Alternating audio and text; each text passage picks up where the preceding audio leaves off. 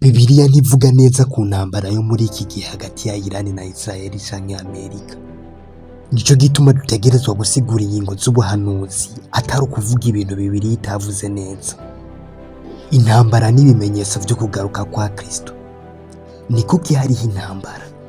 Muri iki gihe isi iravuga cane ku makimbirane ari hagati ya Irani na Israeli hamwe n'igihugu gifasha nka Leta Zunze Ubumwe za Amerika. Abantu benshi barabaza bati, mbega Bibiliya yari yarabivuze? Mbega n'ikimenyetso c'uko isi iri hafi kurangira? Mbega ibi bihugu bifise uruhe ruhara mu buhanuzi? Bibiliya itubwira ko intambara ari ikimenyetso rusange c'igihe c'iherezo. Mu butumwa bwiza buboneka mu gitabo ca Matayo 24:6-7, Yesu yavuze ati, muzokumva inkuru z'intambara n'amakuru y'intambara. Ihanga rizotera irindi hanga, n'ubwami buhagurukira ubundi bwami. Yesu ntiyariko aravuga intambara imwe yihariye, yariko aravuga igihe isi izoba yuzuye imivurungano imbere y'uko agaruka. Irani yoba yaravuzwe muri Bibiliya. Irani yo hambere yitwa Peresi. Muri Bibiliya havuga ubwami bukomeye bwitwa Peresi. Ubwami bw'Ubuperesi bugaragara kenshi mu buhanuzi bw'igitabo ca Daniyeli. Nk'akarorero, mu gitabo ca Daniyeli 8 havuga ivy'imfizi y'intama ifise amahembe abiri vyasobanura ubwami bw'Abamedi n'Abaperesi.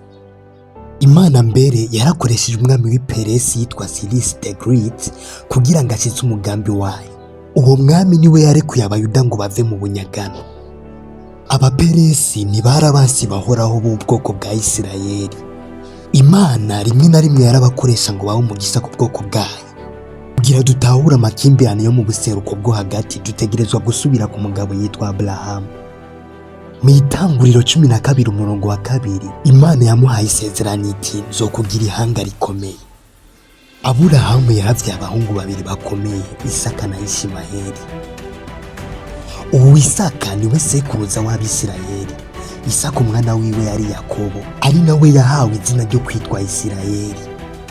Aburahamu kandi yaravyaye Ishimayeli. Abantu benshi bo mu buseruko bwo hagati, Abarabu, bakomoka kuri Ishimayeli. Ariko Abaperesi, Irani, si uruvyaro rwa Ishimayeli mu buryo butaziguye. Bakomoka ku moko ya kera yitwa Indo-Iranienne. Nico gituma amakimbirane yo muri iki gihe atari gusa intambara y'umuryango wo muri Bibiliya. Mu gitabo ca Daniyeli, Imana yarerekanye amateka y'ubwami bw'isi. Daniyeli 2 havuga igishushanyo kinini kigizwe n'ubwami butandukanye. Ubwa mbere bwari Babuloni, ubwa kabiri bwari Ubumedi n'Ubuperesi, ubwa gatatu Ubugiriki, aba kane bwari Uburoma, ubwa gatanu bwari ubwami bwacitsemwo ibice. Ibi vyerekana ko ubutegetsi bw'abantu budahoraho. Ubwami burahaguruka hanyuma bugatemba. Nico gituma Yesu yavuze ati, ubwami bwanje si ubw'isi. Muri Matayo 24, Yesu yaravuze ibimenyetso byinshi: intambara n'amakimbirane, ihanga rigwanya irindi hanga, ivyago bikomeye, inzara na za nyamugigima, ubuyobe bwo mu vy'imwemu, abahanuzi b'ibinyoma. Guhamwa kw'abizera ubutumwa bwiza buvugwa mw'isi yose. Nico gituma intambara zo muri iki gihe ari ikimenyetso rusange, si ubuhanuzi bw'igihugu kimwe gusa. Mu gitabo c'umunyamerikakazi The Great Controversy handitse hati, amakimbirane mu mahanga azokwiyongera gushika ku mpera. Umwanditsi yasiguye ko ibibazo vya politike, intambara, ivyago bitandukanye ari ibimenyetso vy'uko isi iri hafi kurangiza amateka yayo. Ariko yarashimitse ku kintu kimwe: intambara ya nyuma izoba iyo mu vy'imwemu. Ni intambara izoba hagati y'ukuri kw'Imana n'ububeshi bwa Satani. Ico ubuhanuzi bwibandako vy'ukuri bitandukanye n'ivyo abantu benshi bibandako. Abantu benshi bibanda kuri Irani, Isirayeli, Amerika hamwe n'Uburusiya, ariko Bibiliya itubwira ko ubuhanuzi ntibwibanda ku gihugu, bwibanda kuri Yesu Kristo. Intumbero y'ubuhanuzi ni ugutegura abantu ku kugaruka kwiwe. Ubutumwa bw'iki gihe ni uko intambara zitwibutsa ibintu bitatu. Ica mbere, iyi si si ibihe vyose, ubwami burarengana. Ica kabiri, ubuhanuzi bw'Imana n'ukuri, Yesu yarabivuze.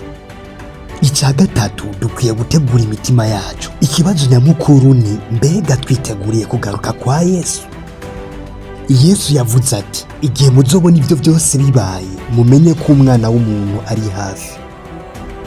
intambara zo mu buseruko bwo hagati, amakimbirane y'isi yose n'ibibazo byinshi biduhanze bitwibutsa ko amateka y'abantu ari hafi gushika ku mpera. Ariko hari inkuru nziza, ubwami bw'Imana buraje kandi ubwo bwami buzoba ubw'ibihe bidashira.